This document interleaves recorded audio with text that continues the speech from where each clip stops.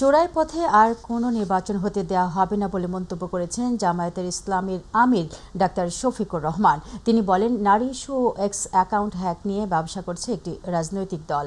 সকালে কিশোরগঞ্জের কটিয়াদীতে নির্বাচনী জনসভায় জামায়াতের আমির এসব কথা বলেন। পরে ময়মনসিংহ সার্কিট হাউস ময়দান এবং গাজীপুরের জনসভায় যোগ দেন doctor Shafiqur Rahman.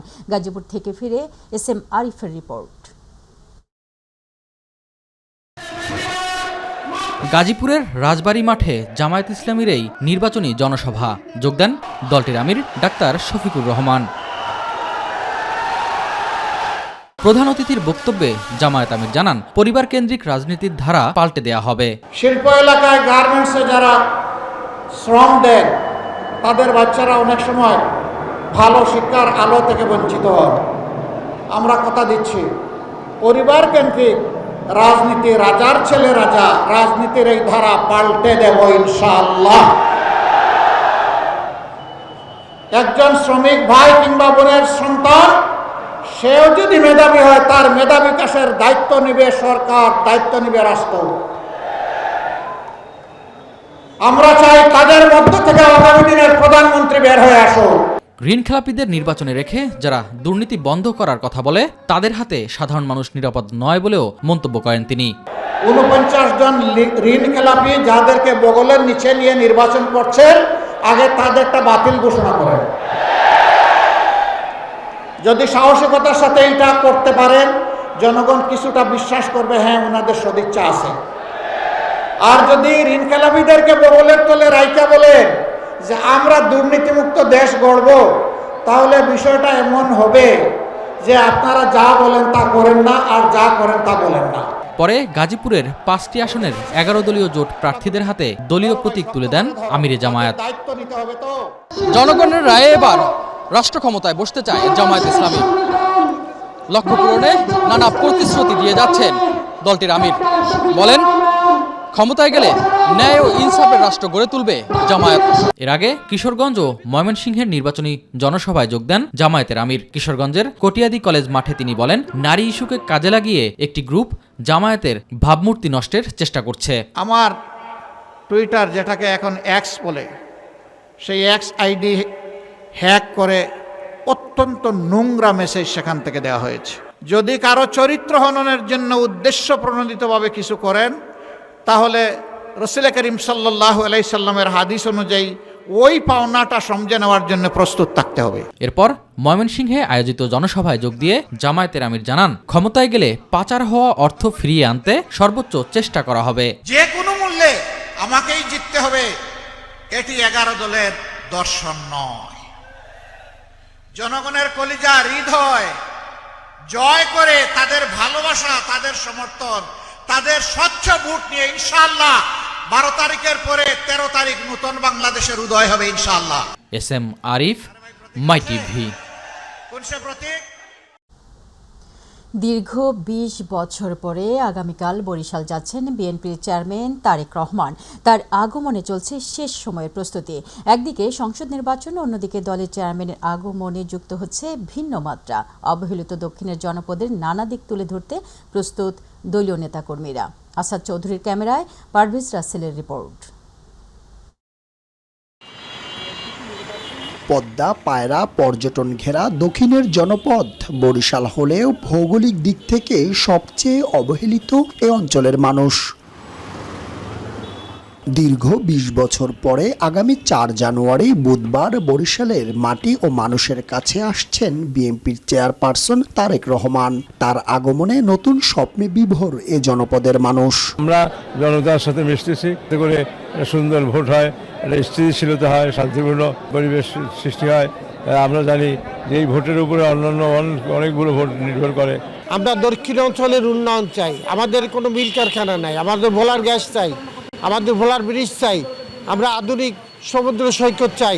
Bells park মাঠে যোগ দিবেন বিএনপির সমাবেশে।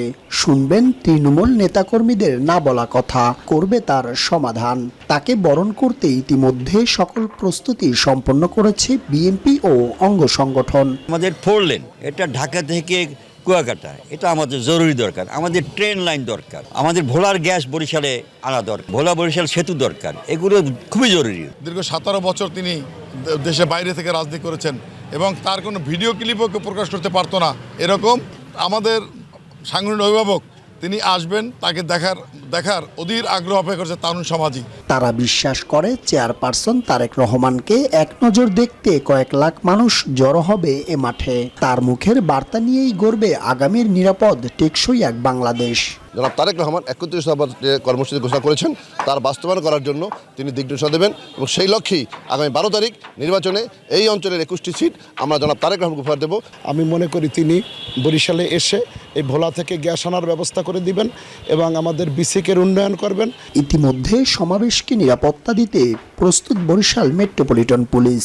পুরো মেট্রো এলাকায় আমাদের পুলিশি নিরাপত্তা জোরদার করেছি। চেকপোস্ট তো আপনারা জানেন, ইতিমধ্যে আমাদের অবৈধ যানবাহন, কোনো অবৈধ মোটরসাইকেল যেন শহর এলাকায় চলাফেরা না করতে পারে, কোনো অপরাধী যেন সেই বাহন ব্যবহার করে কোনো অপরাধ না করতে পারে, সেই লক্ষ্যে আমাদের সতর্ক অবস্থা আছে, আমাদের চেকপোস্ট চলমান রয়েছে। একদিকে নির্বাচন, অপরদিকে বিএনপির চেয়ারপারসন তারেক রহমানের আগমন যুক্ত করছে ভিন্ন মাত্রা। ব্লেস পার্কের এই মাঠের সমাবেশে তার দেয়া নির্দেশনায় বিভাগের 21 আসনের বিএনপির মনোনীত প্রার্থীদের জয় হবে সুনিশ্চিত, এ প্রত্যাশাই বিএনপির নেতাদের। পারভেজ রাসেল, মাই টিভি, বরিশাল। দর্শক, এই মুহূর্তে বরিশাল থেকে যুক্ত হচ্ছেন আমাদের সহকর্মী পারভেজ রাসেল। পারভেজ, আগামীকাল বরিশাল যাচ্ছেন তারেক রহমান, তো দলনেতাকে বরণ করে নিতে কেমন প্রস্তুতি দেখছেন নেতাকর্মীদের, আমাদেরকে জানান।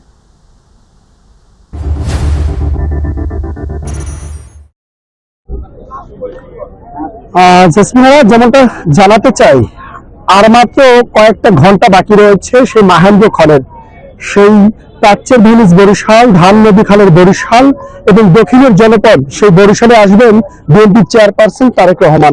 তাকে বরণ করতেই কিন্তু নেতাকর্মীদের নানা আয়োজন। টানা কয়েকদিন থেকেই কিন্তু বরিশাল সহ বরিশালের আশেপাশে গোটা বিভাগ জুড়েই কিন্তু প্রায় 21টি আসনের নেতাকর্মীরা একযোগ হয়েছে, তারা সমন্বিত হয়েছে। তারেক রহমানের আগমন, তিনি আসবেন, তিনি এই মাঠেই কিন্তু আগামীকাল বিশাল সমাবেশ করবেন এবং এই সমাবেশের মধ্য দিয়েই বরিশাল সহ গোটা দক্ষিণাঞ্চলের বিভিন্ন উন্নয়ন নিয়ে কথা বলবেন, সমস্যার কথা শুনবেন, সম্ভাবনার কথা বলবেন। এবং আপনি জানেন যে আগামী 12ই ফেব্রুয়ারি কিন্তু অনুষ্ঠিত হবে 13শ জাতীয় সংসদ নির্বাচন। সেই নির্বাচন কিন্তু একটি নতুন মাত্রা যুক্ত হবে তারেক রহমানের এই বরিশালের আগমনকে কেন্দ্র করে, এবং তার আগমনে বিএনপির মধ্যে যদিও কোথাও কোনো দূরত্ব থেকে থাকে নেতাকর্মীদের মাঝে, সেটাও কিন্তু একটা মেলবন্ধন হবে, সম্মিলিত একটা বন্ধন হবে। তবে নানা আয়োজন চলছে এখানে। ইতিমধ্যে কিন্তু 3 স্তর বিশিষ্ট নিরাপত্তা বেষ্টনীতে কিন্তু আবদ্ধ করা হয়েছে পুরো এই ব্লেস পার্ক মাঠটিকে। লাগানো হয়েছে অসংখ্য পরিমাণ সিসি ক্যামেরা, এবং যাতে কালকে যারা আসবে তাদের যাতে পানির কোনো সমস্যা না হয়, বাথরুমের কোনো সমস্যা না হয়, সেই ব্যবস্থা করা হয়েছে। পাশাপাশি আমরা কথা বলেছি পুলিশের সাথে, তারা বলেছেন সমাবেশের শুরু থেকে সমাবেশের শেষ অবধি পর্যন্ত পুরো এলাকায় নিরাপত্তার পাশাপাশি যাতে কোনো অপ্রীতিকর ঘটনা না ঘটে সে লক্ষ্যে তারা সচেতন থাকবে। আমি একটু কথা বলতে চাই, এই মুহূর্তে একজন রয়েছেন বরিশালের, যিনি তৃণমূল থেকে বিএনপি করা এক নারী নেত্রী আফরোজা খানম নাসরিন। আমি একটু জানতে চাবো, আপনাদের আসলে আগামীকাল তারেক রহমান আসবেন, আপনাদের কি প্রত্যাশা থাকছে? আমাদের নেতা, আমাদের প্রিয় নেতা দেশনায়ক তারেক রহমান আগামী দিন বরিশালে আসছে। তার আগমন উপলক্ষে আগামীকাল ব্লেস পার্ক মাঠ জনসমুদ্রে পরিণত হবে, এবং তার কাছে আমাদের প্রত্যাশা থাকবে এই বরিশাল বিভাগে তার মা যে উন্নয়ন করেছে দেশনেত্রী বেগম খালেদা জিয়া, তারই উন্নয়নের ধারাবাহিকতায় এখানে আমরা একটি বরিশাল বিভাগে পর্যটন কেন্দ্র চাচ্ছি, এবং আমাদের ভোলার গ্যাস এই বরিশালে আনার একটা ব্যবস্থা হবে। এবং আমাদের যে নদীমাতৃক এই বরিশাল নগরী, সেই বরিশালের যে নদী খালগুলো এখন ভরাট অবস্থায় রয়েছে, সেই খাল খনন যেন আগের মতন আবার ভরা থাকে, সেই প্রত্যাশা আমরা নেতার কাছে করব। এবং এই বরিশালে আগামী 12 ফেব্রুয়ারি যে ভোট হবে, সেই ভোট যেন সুষ্ঠু এবং সুষ্ঠুভাবে হয়, তার একটা প্রত্যাশা আমরা করব নেতার কাছে ইনশাআল্লাহ। অসংখ্য ধন্যবাদ। যেমনটা জানাইছিলেন এই নেত্রী, সবশেষ একটি তথ্য দিয়ে রাখছি, তার এই আগমনকে কেন্দ্র করে নেতাকর্মীরা যেমন উজ্জীবিত, পাশাপাশি তারা বলছেন সামনের নির্বাচনেও তারা এমন প্রার্থীকে বেছে নেবেন যিনি আর প্রতিশ্রুতি নয়, করবেন দৃশ্যমান উন্নয়ন। তা আপাতত এই রয়েছে বরিশালের ভিলেজ পার্ক মাঠ থেকে আমার কাছে তারেক রহমানের আগমনের প্রস্তুতির সবশেষ তথ্য। জেসমিনারা। পারভেজ, আপনাকে ধন্যবাদ। দর্শক, ২০ বছর পর তারেক রহমান যাচ্ছেন বরিশাল আগামীকাল। সেখানকার সর্বশেষ প্রস্তুতি জানাচ্ছিলেন আমাদের সহকর্মী পারভেজ রাসেল। চলে যাচ্ছি পরের প্রসঙ্গে। ফরিদপুরে বিএনপির চেয়ারম্যান তারেক রহমানের সমাবেশ আগামীকাল। দীর্ঘ প্রায় ২০ বছর পর তিনি ফরিদপুরে যাচ্ছেন। সকাল ১১টায় ফরিদপুর জেলা বিএনপি আয়োজিত এই সমাবেশে তিনি প্রধান অতিথি হিসেবে বক্তব্য রাখবেন। সমাবেশকে কেন্দ্র করে বিএনপি ও এর অঙ্গ সংগঠনের নেতাকর্মীদের মধ্যে উৎসবের আমেজ বিরাজ করছে। ইতিমধ্যে জেলার বিভিন্ন এলাকায় প্রস্তুতি সভা ও প্রচার কার্যক্রম শুরু হয়েছে। দলীয় নেতাদের আশা, সমাবেশে কয়েক লাখ মানুষের সমাগম হবে। এই জনসভায় ফরিদপুর অঞ্চলের ৫ জেলার ১৫ জন প্রার্থীকে পরিচয় করিয়ে দেওয়ার কথা রয়েছে।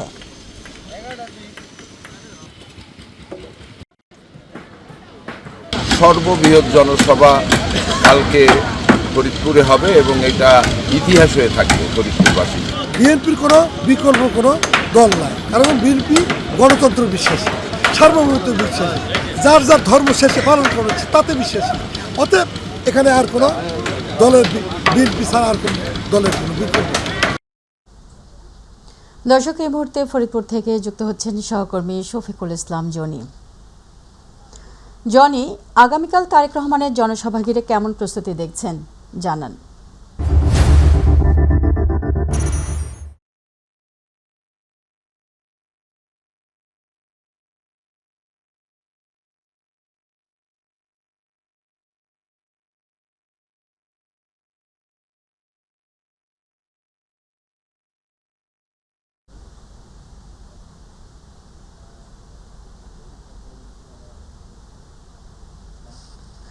জনি, আপনি থাকুন সেখানে, পরবর্তীতে আবার আমরা যোগাযোগ করব আপনার সাথে। চলে যাচ্ছি পরের প্রসঙ্গে।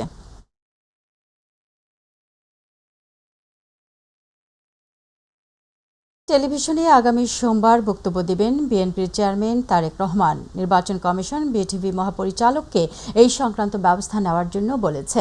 আসন্ন গণভোট ও ত্রয়োদশ জাতীয় সংসদ নির্বাচন ২০২৬ উপলক্ষে বিটিভিতে রাজনৈতিক দলের দলীয় প্রধানদের বক্তব্য প্রচারের জন্য স্লট বরাদ্দ সংক্রান্ত বিষয়ে নির্বাচন কমিশন নির্দেশনা জারি করেছে। এর আওতায় প্রতিদ্বন্দ্বী দলগুলোর প্রধানরা বক্তব্য রাখার সুযোগ পাবেন। মঙ্গলবার ইসি সচিবালয়ের সহকারী পরিচালক জনসংযোগ মোহাম্মদ আসাদুল স্বাক্ষরিত এক সংবাদ বিজ্ঞপ্তিতে এ তথ্য জানানো হয়।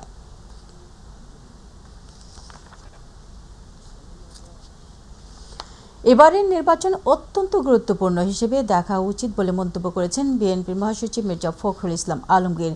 তিনি আরও বলেন, ৭১ জাতির অস্তিত্ব ও শেকড়। সকালে ঠাকুরগাঁয়ে নির্বাচনী মতবিনিময় সভায় তিনি এসব কথা বলেন। ধর্মকে ব্যবহার করে মানুষকে বিভ্রান্ত করা হচ্ছে উল্লেখ করে সমৃদ্ধ দেশ গড়তে সবাইকে ধানের শীষে ভোট দেওয়ার আহ্বান জানান মির্জা ফখরুল।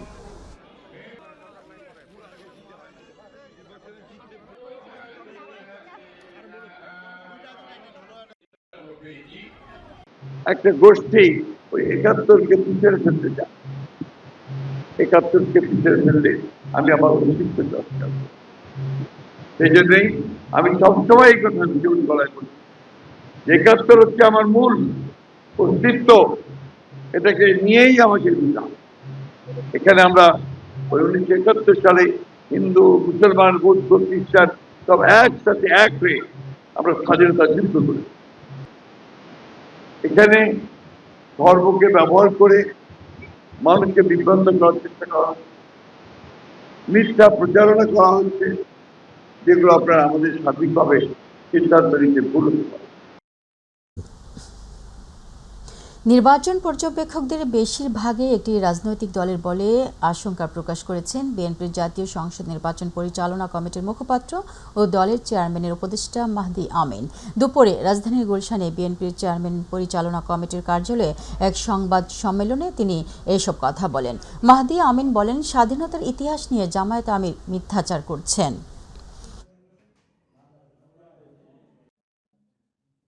আমরা গতকালকে দেখেছি জামাতের আমির চট্টগ্রামে একটা সমাবেশে বলেছিলেন যে কর্নেল অলি আহমেদ সবার আগে উই রিভোল্ট বলে চিৎকার করে উঠেছিলেন। দেখুন, মুক্তিযুদ্ধের ইতিহাসটা একটা মীমাংসিত বিষয়, সারা বাংলাদেশের প্রতিটি মানুষ জানেন যেটি সত্য, যেটি সঠিক। ফ্যাসিবাদী বয়ানে মুক্তিযুদ্ধের ইতিহাসকে বিকৃত করা, এই দায়িত্ব কেন একটি রাজনৈতিক দল নিচ্ছে সেটি ওনাদেরকে প্রশ্ন করলেই ভালো। তিনি যদি নিজেই ইতিহাস বিকৃতিতে কোনো বয়ান তৈরি করতে চান, দেশের মানুষ তাতে স্বাভাবিকভাবেই স্তব্ধ। আমরা মর্মাহত এবং বিশ্বাস করি যা সত্য, যা সঠিক, যা ন্যায়সঙ্গত সেটি দেশের মানুষের সামনে নির্মমভাবে উপস্থাপন করতে হবে। জাতীয় নাগরিক পার্টির মুখপাত্র ও দলটির নির্বাচন পরিচালনা কমিটির চেয়ারম্যান আসিফ মাহমুদ সজীব ভুঁইয়া বলেছেন, নির্বাচন যত ঘনিয়ে আসছে প্রশাসন তার পূর্বের রূপ দেখাচ্ছে। নির্বাচন কমিশন ও প্রশাসনের পক্ষপাতিত্বের ফলে এখন সরকারি কর্মকর্তারাও প্রকাশ্যে ধানের শীষের ভোট চাচ্ছেন, যা গণতন্ত্রের জন্য হুমকি স্বরূপ। দুপুরে নাটোরের সিংড়ায় নাটোর ৩ আসনে 11 দলীয় নির্বাচনী ঐক্যের প্রার্থী জার্জিস কাদিরের নির্বাচনী পদযাত্রায় প্রধান অতিথির বক্তব্যে তিনি এইসব কথা বলেন।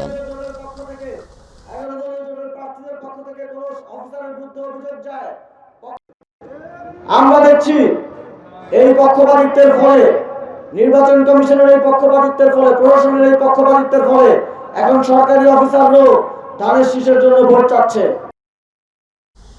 নির্বাচনে দলীয় এজেন্ডা বাস্তবায়নের প্রমাণ মিললে কঠোর আইনানুগ ব্যবস্থা গ্রহণ করা হবে বলে জানিয়েছেন স্বরাষ্ট্র উপদেষ্টা মোহাম্মদ জাহাঙ্গীর আলম চৌধুরী। সকালে আগারগাঁওয়ে কোস্ট গার্ডের অনুষ্ঠানে তিনি এই হুঁশিয়ারি দেন। স্বরাষ্ট্র উপদেষ্টা বলেন, কিছু সহিংসতা হচ্ছে, তবে অতীতের চেয়ে এবারের নির্বাচন সুষ্ঠু হবে।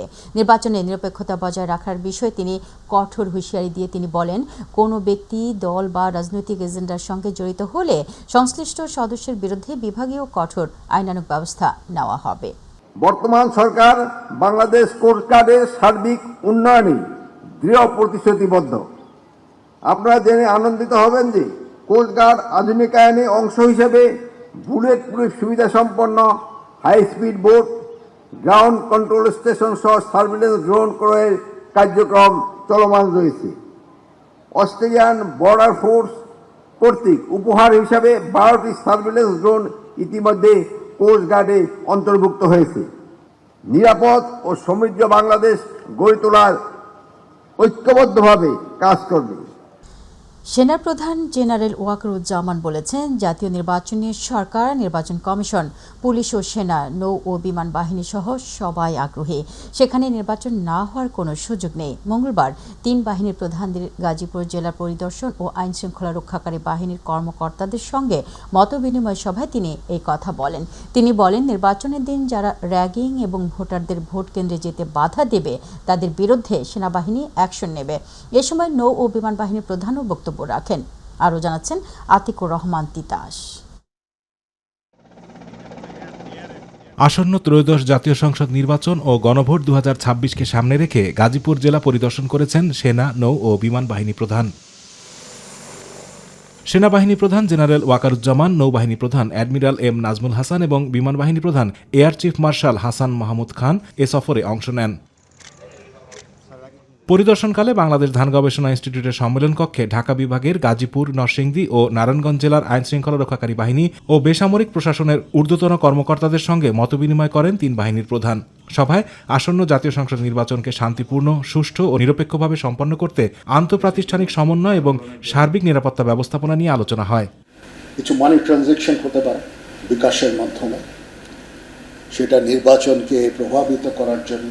এ সময় 3 বাহিনীর প্রধান দায়িত্ব পালনে পেশাদারিত্ব, নিরপেক্ষতা, শৃঙ্খলা ও ধৈর্যের উপর গুরুত্ব আরোপ করেন। তারা বলেন, নির্বাচন না হওয়ার কোনো কারণ নেই। একই সাথে জনগণকে নির্বিঘ্নে ভোট কেন্দ্রে এসে ভোট দেওয়ার আহ্বান জানান। সুষ্ঠু নির্বাচনী পরিবেশ নিশ্চিত করতে হবে আমাদেরকে। সেই উদ্দেশ্যে সাধারণ ভোটারদের মনে আস্থা জোগাতে হবে। আপনাদের দৃশ্যমান উপস্থিতি, যারা ফিল্ডে ডিপ্লয়েড থাকবেন, সবাই দৃশ্যমান উপস্থিতি বৃদ্ধি করতে হবে, বসে থাকা যাবে না। প্রশাসনকে সহায়তা করার জন্য যে মাঠে ঘাটে নিয়োজিত রয়েছে 3 বাহিনীর সদস্যবৃন্দ, সেটারই একটা চূড়ান্ত রূপ, একটা সফল পরিণতি হবে এই একটি সফল নির্বাচন আয়োজনের মাধ্যমে। এবং সেই নির্বাচন আয়োজনের জন্য আমরা সবাই একতাবদ্ধ। সুন্দর নির্বাচন করার জন্য ক্যাপেবল, আমরা সবাই আগ্রহী। নির্বাচন কমিশন আগ্রহী, সরকার আগ্রহী, আপনার অ্যাডমিনিস্ট্রেশন আগ্রহী, পুলিশ আগ্রহী, সেনাবাহিনী আগ্রহী, বিমান বাহিনী, নৌবাহিনী, সবাই। সেখানে নির্বাচন না হওয়ার কোনো সুযোগ নাই। সফরকালে in aid to the civil পাওয়ারের আওতায় মোতায়েন থাকা সশস্ত্র বাহিনীর সদস্যদের কার্যক্রম সরজমিন পরিদর্শন ও প্রয়োজনীয় দিক নির্দেশনা দেন তারা। পোলিং স্টেশনে যাতে বাধা প্রদান করা ইত্যাদি, সেটার জন্য আমরা আশা করব যে আমার বাহিনী এদের বিরুদ্ধে অ্যাকশন নেবে। আতিকুর রহমান তিতাস, মাই টিভি। দ্বৈত নাগরিকত্ব ও তথ্য গোপনের অভিযোগে ঢাকা 11 আসনে বিএনপি মনোনীত প্রার্থী এম এ কাইয়ুমের প্রার্থিতার বৈধতা চ্যালেঞ্জ করে নাহিদ ইসলামের দায়ের করা রিট খারিজ করে দিয়েছেন হাইকোর্ট। ফলে এম এ কাইয়ুমের নির্বাচনে অংশগ্রহণ করার আর কোনো বাধা নেই বলে জানিয়েছেন তার আইনজীবী রুহুল কুদ্দুস কাজল। তবে হাইকোর্টের রায়ের বিরুদ্ধে উচ্চ আদালতে আপিল করার কথা জানান নাহিদ ইসলামের আইনজীবী মোহাম্মদ হোসেন। আরও জানাচ্ছেন রাকিব হাসান।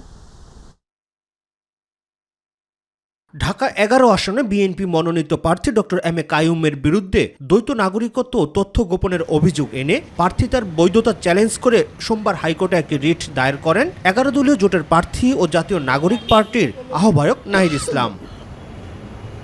মঙ্গলবার উভয় পক্ষের দীর্ঘ শুনানি শেষে বিচারপতি ফাহমিদা কাদের ও বিচারপতি মোহাম্মদ আসিফ হোসেনের দ্বৈত বেঞ্চ রিটটি খারিজ করে দেন। ফলে ডক্টর এম এ কাইয়ুমের নির্বাচনে অংশগ্রহণ করা আর কোনো বাধা থাকলো না বলে জানান তার আইনজীবী রুহুল কুদ্দুস কাজল। তিনি অভিযোগ করেন নির্বাচন থেকে এম এ কাইয়ুমকে দূরে সরানোর অপকৌশল হিসেবে এই ধরনের রিট করা হয়েছে। এনসিপি প্রধান জনাব নাহিদ ইসলাম আজকে ঢাকা 11 আসনে বিএনপি মনোনীত ধানের শীষের প্রার্থী জনাব এম এ কাইয়ুমের প্রার্থিতা বাতিল করার যে আবেদন রিট পিটিশন করেছিলেন, সুপ্রিম কোর্টের হাইকোর্ট বিভাগের একটি ডিভিশন বেঞ্চ আজকে উভয় পক্ষের শুনানি শেষে তার রিট পিটিশনটা সরাসরি খারিজ করে দিয়েছেন। এই সরাসরি খারিজের মাধ্যমে তিনি জনাব এম এ কাইয়ুমের অন্য দেশের নাগরিকত্ব গ্রহণের যে বিষয়টি তিনি উল্লেখ করেছেন তার কোনো সারবত্তা থাকলো না। তবে রায়ের বিরুদ্ধে উচ্চ আদালতে আপিল করার কথা জানান নাহিদ ইসলামের আইনজীবী মোহাম্মদ হোসেন। আমরা এটার বিরুদ্ধে আপিলের ডিভিশনে যাব। আপিলের ডিভিশনে আমরা ইনশাল্লাহ প্রতিকার পাব। আপনারা জানেন আজকে সকালবেলা 3টি মামলায় মহামান্য আপিল বিভাগ এরকম অর্ডার দিয়েছেন যে যারা ডিফল্টার এবং ডুয়াল সিটিজেন, যারা ডিফল্টার তাদের নির্বাচন হওয়ার পরেও নির্বাচনী ফলাফল স্থগিত থাকবে, উইথহেল্ড থাকবে। এদিকে চট্টগ্রাম 4 আসনে বিএনপির প্রার্থী আসলাম চৌধুরী এবং চট্টগ্রাম 2 আসনে বিএনপি মনোনীত প্রার্থী সারওয়ার আলমগীর নির্বাচনে অংশ নিতে পারবেন বলে আদেশ দিয়েছেন আপিল বিভাগ। আজকে আপনারা জানেন যে আদালত তাদেরকেও নির্বাচনে প্রতিদ্বন্দ্বিতা করার জন্য এবং তাদের প্রার্থিতায় কোনো বাধা নেই, নির্বাচন হবে এবং তারা নির্বাচন করতে পারবেন এমন একটি আদেশ আজকে দিয়েছেন। রাকিব হাসান, মাই টিভি, ঢাকা। চট্টগ্রাম 4 আসনে আসলাম চৌধুরী ও চট্টগ্রাম 2 আসনে সারওয়ার আলমগীরের ধানের শীষ প্রতীকে ভোট করতে কোনো বাধা নেই। সকালে প্রধান বিচারপতির নেতৃত্বাধীন আপিল বিভাগের বেঞ্চ এই বিষয়ে আদেশ দেন। এছাড়া চট্টগ্রাম 2 আসনে বিএনপি মনোনীত প্রার্থী সারওয়ার আলমগীরের প্রার্থিতা বাতিলের আদেশ স্থগিত করে আদেশ দিয়েছিলেন হাইকোর্ট। একই সঙ্গে তাকে নির্বাচনে অংশগ্রহণের সুযোগ দেওয়ার নির্দেশ দেওয়া হয়।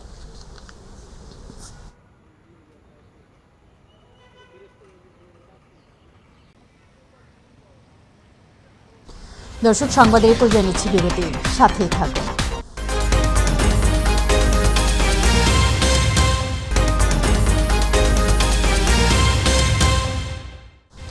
স্বাগত আরও একবার, আপনারা দেখছেন মাই টিভি সংবাদ।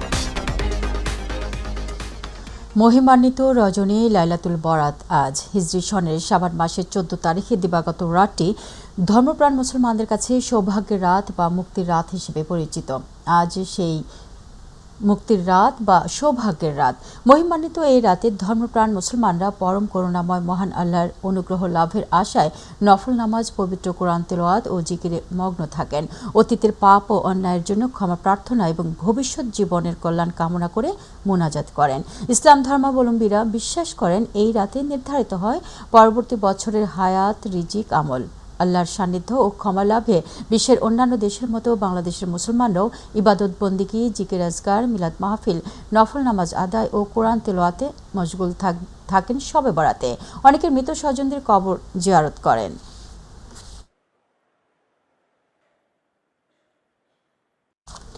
আসন্ন ত্রয়োদশ জাতীয় সংসদ নির্বাচনকে ঘিরে পুরো দমে প্রচারণায় নেমে পড়েছেন রাজধানী সহ সারা দেশের প্রার্থীরা। সকাল থেকে গভীর রাত পর্যন্ত নিজ নিজ এলাকায় উঠান বৈঠক, মতবিনিময় সভা ও গণসংযোগে ব্যস্ত সময় পার করছেন তারা। চাঁদাবাজ ও সন্ত্রাসমুক্ত এলাকা গঠনের প্রতিশ্রুতি দিচ্ছেন সব প্রার্থীরা। ইলিয়াস মাদবরের প্রতিবেদনে বিস্তারিত।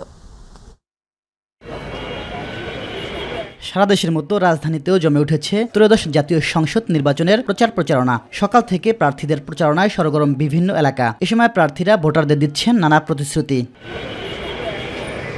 রাজধানীর রূপনগরের বিভিন্ন এলাকায় নেতাকর্মীদের নিয়ে গণসংযোগ করেন ঢাকা 16 আসনে বিএনপি মনোনীত প্রার্থী আমিনুল হক। একটি বিশেষ রাজনৈতিক দল ক্ষমতার মোহে বিভোর হয়ে ভোটারদের মাঝে বিভ্রান্তি ছড়াচ্ছে বলে অভিযোগ করেন তিনি।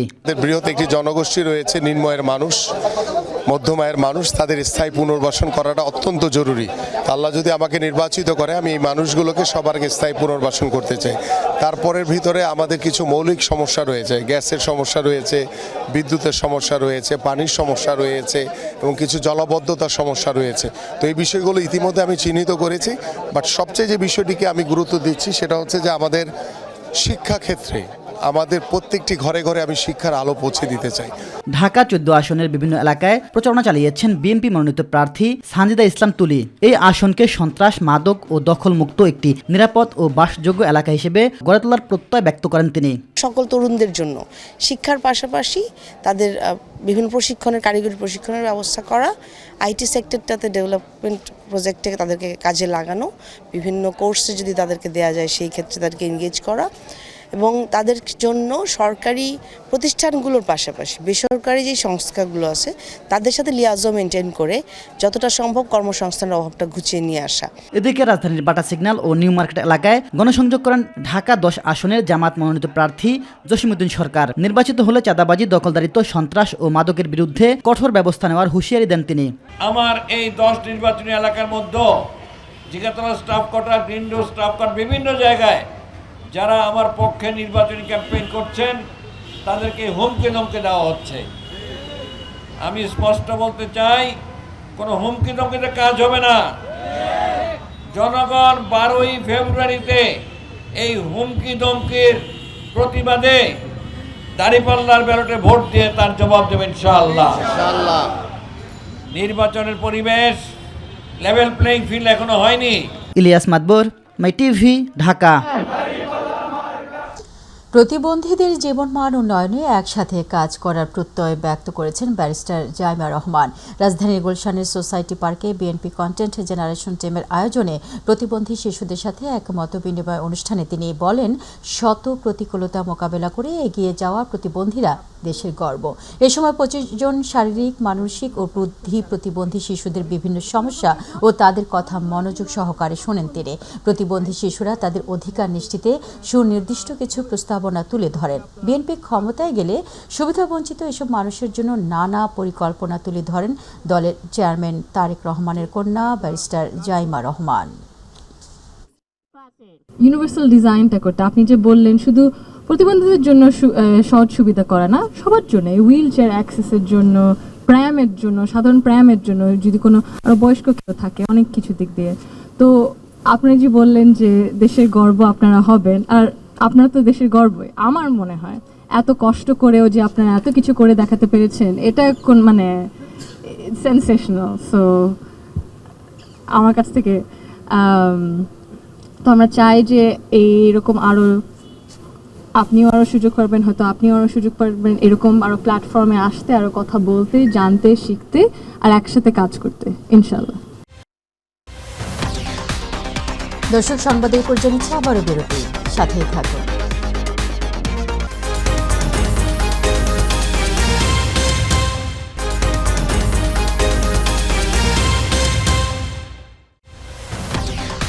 স্বাগত, আপনারা দেখছেন মাই টিভি সংবাদ। দর্শক, এই মুহূর্তে রাজধানীর কেন্দ্রীয় মসজিদ বায়তুল মোকাররমে আছেন আমাদের সহকর্মী ইউসুফ আলী। আমরা চলে যাচ্ছি তার কাছে। ইউসুফ, আজ তো লাইলাতুল শবে বরাত, তো বায়তুল মোকাররমে কেমন দেখছেন মুসল্লিদের আনাগোনা?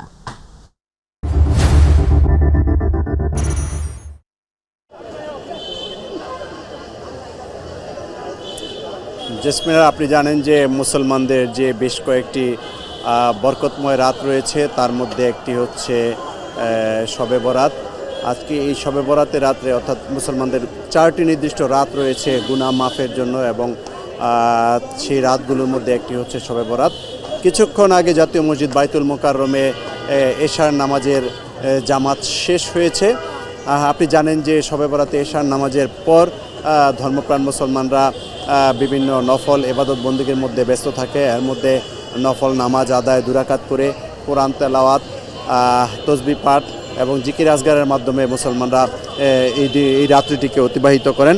অর্থাৎ শাবান মাসের যে 14 তারিখ, সেই 14 তারিখ দিবাগত যে রাত্রি, এটিকেই বলা হয় শবে বরাত, অর্থাৎ সৌভাগ্যময় রজনী। এই রাত্রিতে আল্লাহ তাআলা তার বান্দাদের দোয়া কবুল করে নেন এবং তাদের ভাগ্য নির্ধারণ করে বলে হাদিস শরীফে উল্লেখ রয়েছে। যে কারণে এই রাতটি সারা দেশে, শুধু বাংলাদেশ নয়, বাংলাদেশ সহ বিশ্বের বিভিন্ন দেশের ধর্মপ্রাণ মুসলমানরা এই রাতটি ইবাদত বন্দেগীর মাধ্যমে পালন করেন।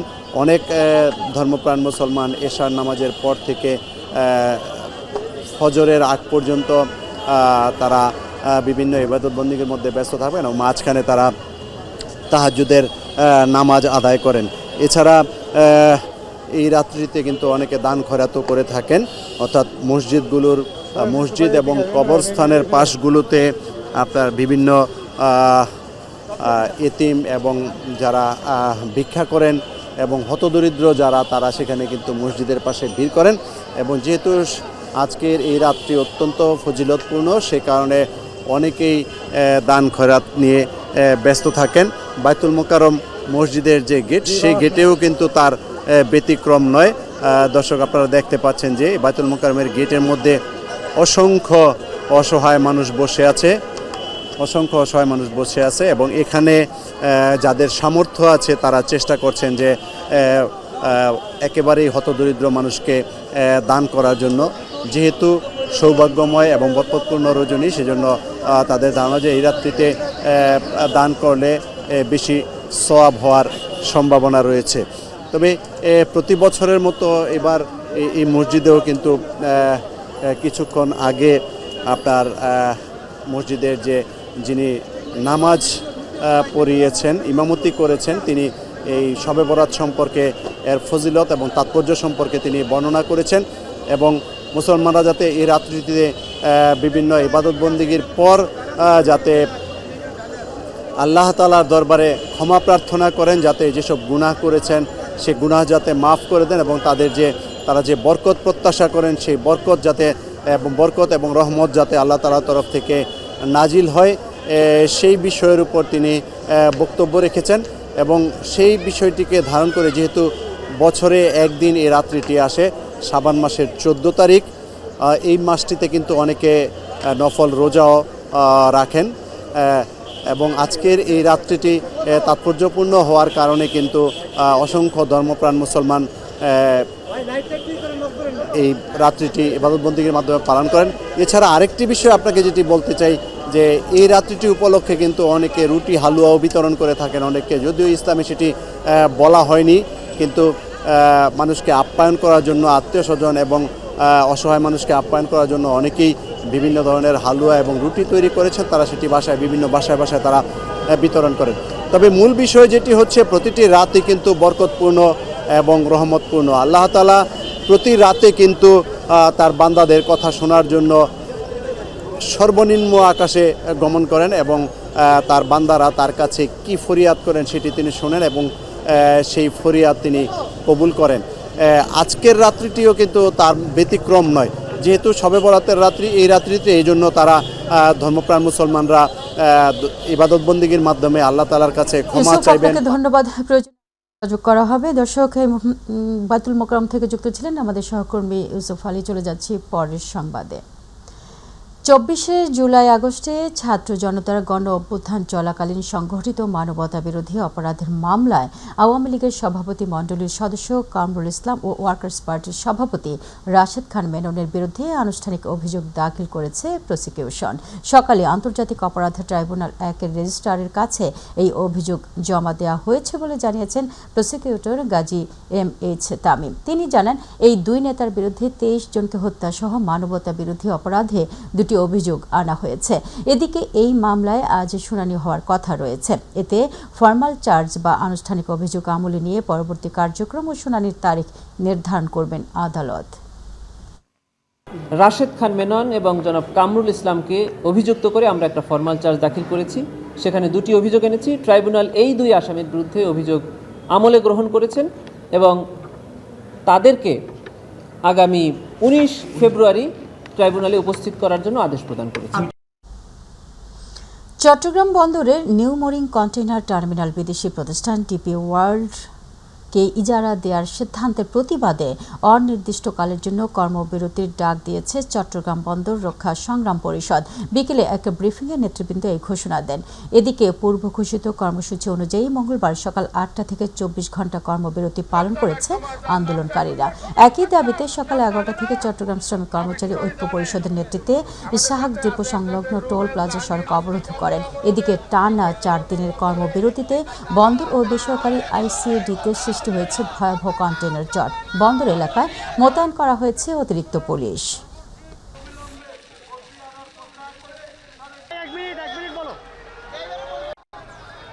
জানতে পেরেছি যে আমাকে নির্বাচন কমিশনের অধীন থেকে আমাকে অব্যাহতি দেওয়া হয়েছে, বাট এখনও পর্যন্ত কোনো চিঠি আমি পাই নাই। আবার শুনলাম গতকালকে আমাদেরকে পায়রা এবং মংলাতে বদলি করা হয়েছে। কোনো চিঠি, কোনো অফিস অর্ডার কিন্তু আমরা এখনও পাই নাই। আমাদেরকে বিভিন্নভাবে হুমকি দিয়েছেন বা আমাদের লোকদেরকে বদলি করছেন, বিভিন্ন ধরনের প্রশাসনিক ব্যবস্থার কথা বলছেন, মোবাইল কোর্ট পরিচালনা করে শাস্তি দেওয়ার ব্যবস্থা বলছেন। সব কিছু বিবেচনায় নিয়ে যে কর্মসূচি আমাদের চলছে, এটি আমরা আগামীকাল সকাল 8টার পর থেকে অনির্দিষ্টকালের জন্য আমরা ঘোষণা করেছি।